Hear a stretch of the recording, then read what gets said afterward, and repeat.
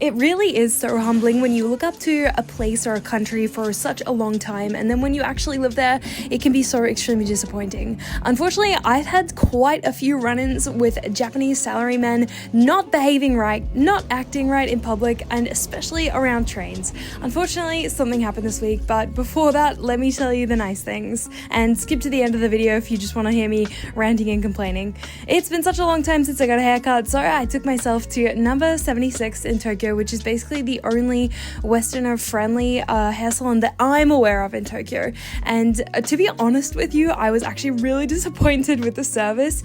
I think that they were really rushed. The woman who was doing my hair worked really hard. She did a great job, except it wasn't what I asked for at all.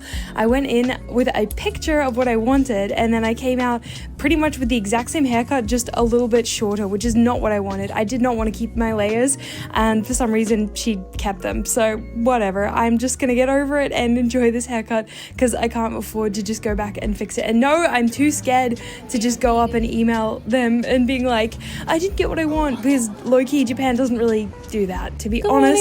It's Friday. I didn't film it all yesterday pretty much after my haircut because I'm not gonna lie, I just felt so sick and tired, and also I thought that the haircut was gonna give me fresh energy, and it didn't, because it feels like I walked away with something that I didn't really want, and I was too much of a people pleaser to really ask for what I wanted, which is so annoying. And usually I have a great time at number 76. I've been there before, and I asked for an English person, but they, for some reason, the lady who served me, she was really nice, she worked really hard, but she was speaking Japanese majority of the time, and especially in the beginning. And look, it's probably on me for not like clarifying exactly what I wanted, but I showed her a photo, which I'll put here, of what I wanted, what I was going for, and then suddenly she kind of switched up to being like, oh, but that's what it looks like curled, like we'll get that result curled, but oh, you have all these layers, like layers. And I was like, yeah, can you please even them out? And instead she like made it even more, like she made it really neat, but this is not what I want.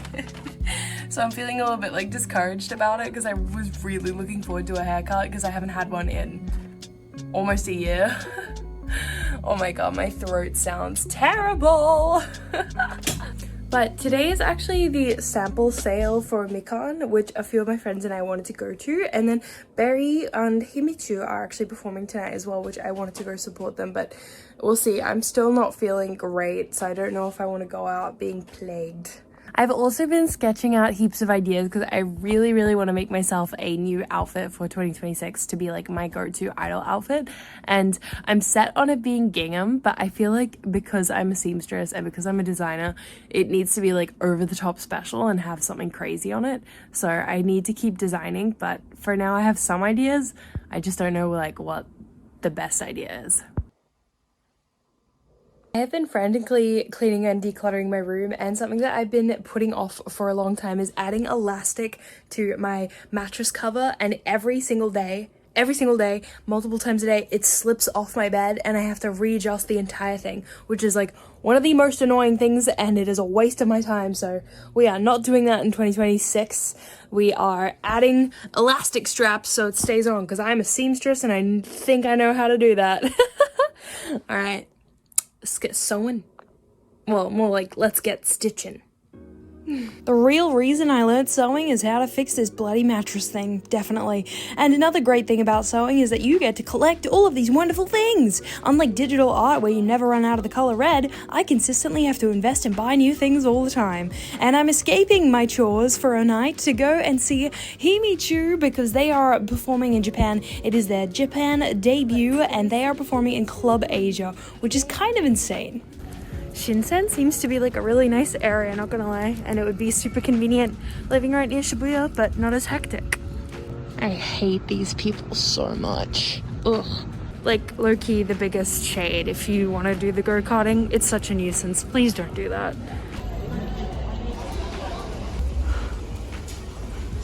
Guys, look at them! They're in Club Asia! Hell yeah. Let's go see. No, I'm not an alcoholic. You do need to buy a drink ticket at almost every live venue that you go to. This is very cool. I'm so excited. This is actually my first time meeting Himichu. I've met Barry, of course, we've hung out quite a lot now, become good friends, but this is my first time meeting Amanda and Chino, and Oh my god, I forgot the other girl's name. I have to look real quick, but I'm very, very excited to see them perform live. The venue looks very cool. I'm in the bathroom now, right now. But they're about to start, so let's go. I'm gonna do a cheeky voiceover for this part of the video as well, just in case, because I don't know if I'm gonna get copyrighted by these wonderful idols. Oh my goodness, this was such an entertaining Taiwan. I've been to quite a few now living in Japan, and this one was really nice. It was great to see just girls giving it their absolute all, putting in a whole lot of effort, and it also felt quite festive, which was nice. I was super excited to see and support hiiii on their Japan debut. They've only been a group for about like 2 or 3 months now, and it's made me really happy to see their success.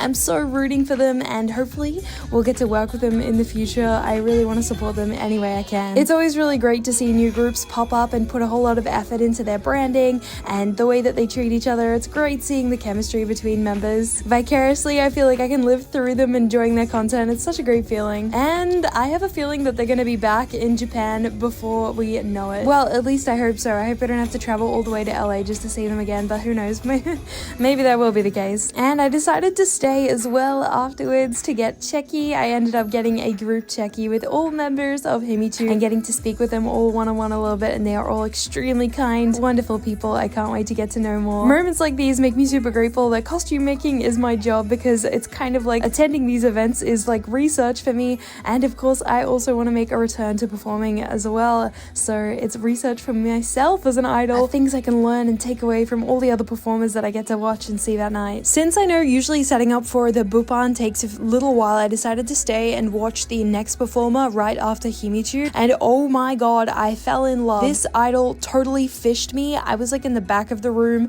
not really like paying attention, kind of just chilling, resting, waiting, and then I was just kind of watching, and the music caught my attention, and then I was like, holy crap, she's actually really good, and I love this music, and I love her, I think. So I've been like listening to all her music on Spotify ever since I saw her live. She's like a really freaking talented idol, and I'm so happy that I went and I got to find a new idol to support. And since I was already out, I decided to stay to the end to see all of the other groups, since they had a few line up with quite a few members, so I was curious just to see the size of the groups and everything and what their acts would be like, and I had so much fun. I'm really glad I went out. It's been ages since I've been to an idol show, but this was definitely worth it.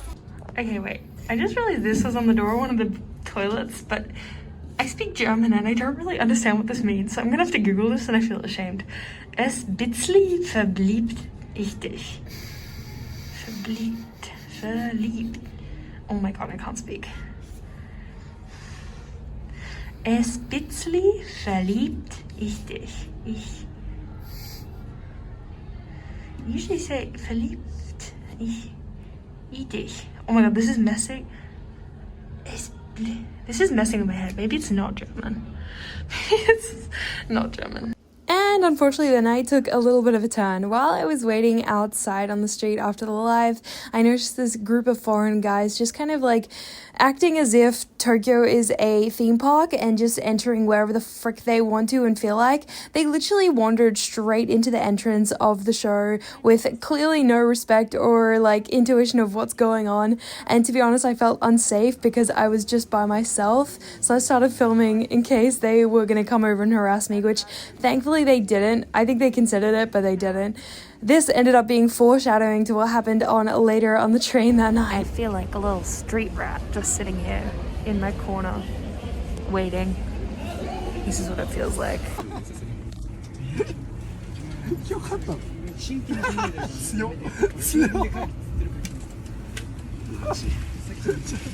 Okay, so I just got home, and if I look a little disheveled, it's kind of because I am.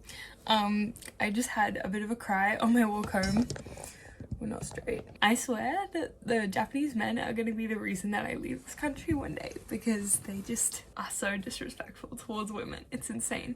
And I'm smiling because it's like I have to find humor in it, otherwise it just will make me really depressed to think about too much. But maybe I'm overreacting, and maybe I'm just a bit emotional right now. I also don't want to talk myself out of what I feel and what I just witnessed, because I don't really have a lot of experience taking the last train. I try not to take the last train. I try to take the one before or even earlier.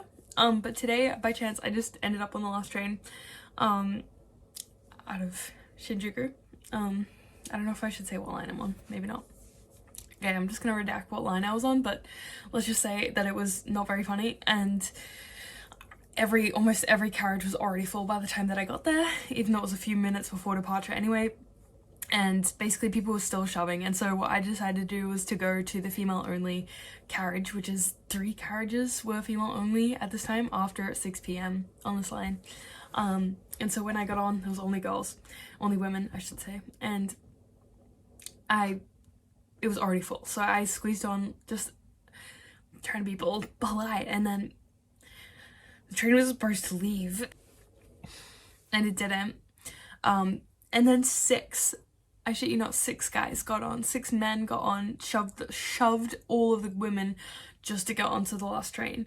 And one of them was super freaking loud on a phone, yelling, talking to someone on the phone, which is not allowed, but fuck the rules, I guess, if you're a man. And there was this huge sign blocking the way from those 3 carriages on, saying women only from this time, and they just, I guess, thought they were above the rules. Or it just makes me so sad because they think in their minds that nobody's gonna cause a scene, so they can get away with it because they know that people aren't confrontational. Fuck that right off. Like, there's a reason we need a women only carriage at a certain time. I've been sexually harassed at least twice on the train that I can remember, maybe 3 times. I don't like to think about it. There's a reason why we need those. And then the fact that there is no staff stopping anyone from getting on just shows, it really just shows what people care about. It's just, maybe you could argue that it's a free-for-all and that because it's the last train that the rules shouldn't apply, but I freaking beg to disagree. There are like 15 other carriages that you could get on. So one of these 6 men was really, really drunk, and here he was leaning kind of on his friend and kind of like disturbing a lot of other people on this train, and he kept slouching and taking up more space, and I was already so annoyed that they were on the train in the beginning, and I was so close to snapping as soon as I saw that. I was like, and he starts staring at me because he's drunk and clearly making eye contact with me, and I glare at him right back because I don't know, at this point I'm about to fight this person. Like, who do you think you are, that you just don't follow the rules, that you don't respect women? You're pretty much like saying directly to our faces that you don't respect us, that you don't care about the rules, and that you're better than that, or that whatever the frick they think. And so I start filming him because I'm a little bit worried that he's gonna do something, and I feel like I need record of what's gonna happen because I am scared. And he sees that I'm filming him, and so I ask him eventually, I'm 彼女ですか? Like a little bit sassy, kind of like, oh, are you a girl? 上司ですか? And at that point, thankfully, the train was about to arrive at the first station, at which his friends all pulled them off, all 6 of them, who knew they shouldn't have been on the train. And after they got off, there was a huge gap around me from all the women who didn't want to stand near me because I had just caused a confrontation. And once they realized that I was just mad at these men and not like a random aggro foreigner, they eventually went back to normal. But like, I could just sense how tense it was, and like just my heart was fucking pounding. It's crazy. I ended up getting off at the station early and trying to walk off those feelings because it's just like, it just sucks and it's heavy. At least in Australia, this is not something you have to worry about or think about as much. The rules are totally different here, and not a lot of people talk about it because many reasons, but even I'm scared to bring this up because like there's this whole argument, right, of like, oh, I'm pursuing idol culture and I like idol culture and that brings me a lot of happiness, but I'd like to think that I'm allowed to have both, that I'm allowed to be upset by this behavior and still want to participate in a culture that is predominantly male dominated by male Japanese men creating this culture, procreating, I should say. It's also messy. Like, what is this relationship? I don't even know how to unpack all this by myself. And it feels daunting, and it feels like, didn't no other idols go through this? They just don't talk about it, like, openly when they have harassment or when things happen. Also be sensitive because I literally got numbered as well twice on my way to the station, which like never happens to me. So it was just like one thing after the other. I've definitely learned the hard way to never take the last train home ever again. I need like 1 billion followers so I have enough ad revenue so I don't have to ever take the train again. Just taxi everywhere. There's another YouTuber I follow who vlogs her life in Tokyo as well. Maybe you know of her, 𝐬𝐨𝐜𝐿, and she said in her videos that she doesn't feel safe taking the train here, and I kind of get it. I totally get it, actually. And that's sad that, like, she could be saving so much money. I'm okay. My share housemate caught me right as I was coming into my room and gave me a nice big hug, so it felt really nice to hug her, and she gave me some chocolate too, which is really sweet. So yeah, I'll be okay. I think I just need to like get it out and talk about it, because I just feel like I'm going insane, and that it's like all in my head, and that this isn't really a problem, or like it is a problem. And I don't know if this is like a universal woman experience or just a me thing, but in these moments when I like think about it, I just get all of these like not flashbacks, but like they're not even my memories, but like of like other things happening to women from men, and it's just like a bit much. If you couldn't tell, my star sign is a Pisces, and I am very sensitive. I don't want to come off as being emotional and crying on camera for clout or whatever the frick people cry on camera for, and if anything it makes me feel less powerful. So I would very much like to be more composed when talking about these things. It's just that unfortunately they strike such an emotional chord in me that feels like painful in my body to talk about, and so like I'm crying almost just from pain, because it hurts. I don't know if you can relate to that, but like I can feel my heart like burning in my chest when I talk about this. Ugh, like I'll be okay. I think I'm the kind of person who just needs to cry, have a good cry about it. I'm gonna call my friend and I'll be okay. But damn, warning, if you come to Japan, just be on your best behavior, and especially in Shinjuku is just a not so safe area, genuinely, especially if you're a woman. Okay, I'm gonna drink some water. Also, I haven't been drinking tonight. I'm completely sober. Alright. Yeah. Water. Really, I think the bottom line as well as to why I feel so upset is just because I wish I had more power. And I have no idea how to get more power, so if you have any suggestions of how to get more power in these situations, then I am all ears. For now, I think I'm gonna go watch some anime, take off my makeup, and chill, decompress. If you're still here after all of that, wow, thank you, I love you. I need to give some more context as to why I was so upset, because there was another incident that happened that I actually didn't put in my vlog for some reason.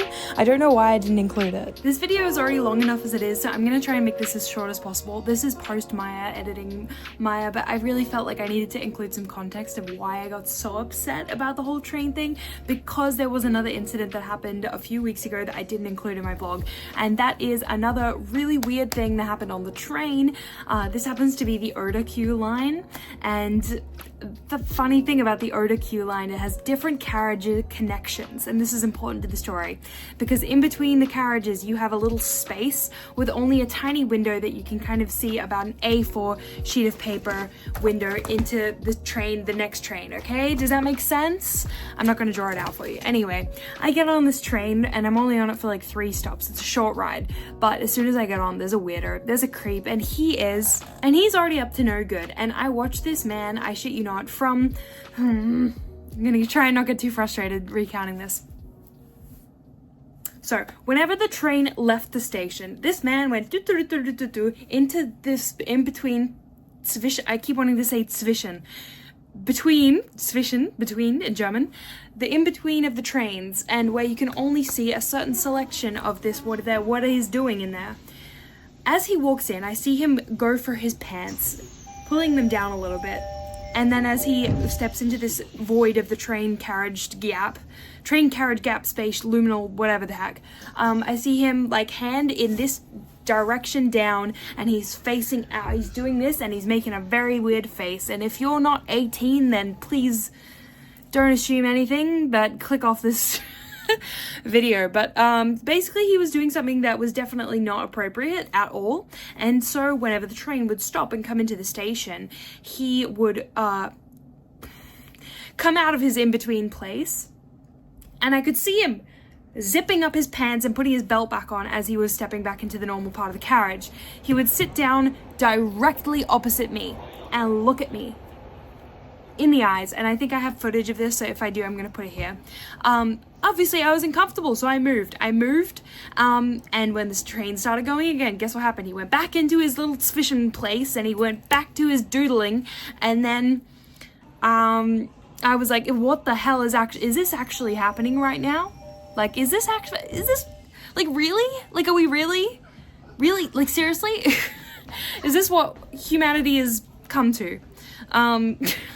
I guess there's always been weirdos, and there always will be, but oh my god, this man did this 3 times. I moved places throughout the carriage. I sat near other people, and I tried to get their attention, trying to make eye contact, like, in a subtle help way, but nobody cared. Nobody else, no one's gonna help you. No one's gonna say anything. They don't want to cause a scene.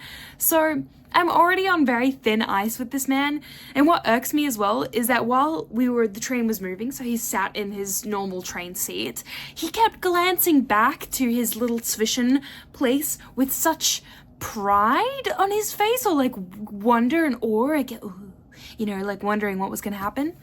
And it made me really uncomfortable because, lo and behold, some freaking 5-6-year-old kids came running through with their parent, and I just hope to God, if there is one, that there was nothing there that they stepped in or looked at or saw, and maybe my imagination is getting the best of me. Maybe it wasn't that bad, but I 100% seriously definitely saw him like buckling up his pants again, which is like, maybe he was taking a piss. Maybe he was taking a piss. Let's hope. Either way, that kind of behavior should not be happening on the train. So I hope that gives you some context as to why I was just feeling really, really triggered when this happened, because I'm just sick of people on trains doing things, and that's kind of why I've been trying to avoid trains, or at least definitely avoid rush hour trains. But oh, mind you, I must say this did not happen at rush hour. This happened about 11 a.m. on a weekend, when the weirdos are out, when the unemployed are out. I don't even know. This makes me understand why people want to take taxis everywhere. I just can't afford to do that. It's not in my pay bracket, but maybe if I keep making YouTube videos documenting the shenanigans that are happening on the frickin' Tokyo Underground Metro, maybe I'll be rich enough to take a taxi everywhere I want. And until that day, I just want to share these stories because, oh my god, never in my life have I had so many things trigger my need for justice. That's honestly how I feel, and I don't know whether or not I can like email these train lines and if they'll do anything. I did look back today. I was in Shinjuku Station, and they do have staff on the platform for rush hour, just not in the right place at the right time and the last train for some reason. So I don't know, maybe I just got a bad day. I would love a positive spin on this. If you're feeling negative positive, then please let me know how I can think more positively about this, because I'm a little bit desperate, because otherwise I will crash out the next time something happens. I will literally, no, I will not get in a fight with someone, but I will struggle to maintain myself. Anyway, hope you're having a great time on my channel. All kinds of things. Who knows what's gonna happen next? Maybe I'll sew something next time. You never know. I hope you guys are having a great day. Please stay safe wherever you are. Keep your wits about you, because the crazies might be out. For reals, go have a good day. Take care of yourself. Drink some water, and I'll see you guys next week. Bye!